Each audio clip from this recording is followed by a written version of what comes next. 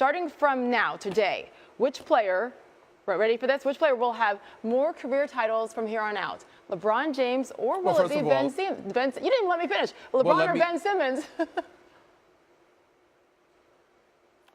Well, let me sit there and answer the question this way. If this is the first in my history with SportsCenter, I refuse to answer that question. And here's why. The Philadelphia 76ers have been beyond the first round just once since 2003. Okay, they haven't been in the playoffs in 5 years. In the 2-year span, in between those 5 years, they won a grand total of 28 games. They were moribund, they were pathetic and awful. That is not the case now. Their one is a 5 of their last 6, 3 straight. Ben Simmons, Joel Embiid is the real deal. We get that, but they're still babies for crying out loud. They've got a #1 overall pick. There's an APB out for him because of his shoulder injury or whatever. We don't know when he's going to be able to go and what he's going to bring to the table. Can the Sixers make it to the playoffs first, please, before we start comparing them to a 3-time champion who's been to 8 NBA finals, who's universally recognized as the best player in the world, with a team that's destined to go back to the finals for a 4th consecutive year? Can the team we're comparing them against at least get to a playoff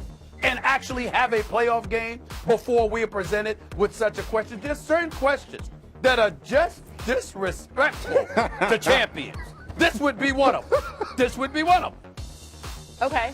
I mean, you guys saying there's a chance.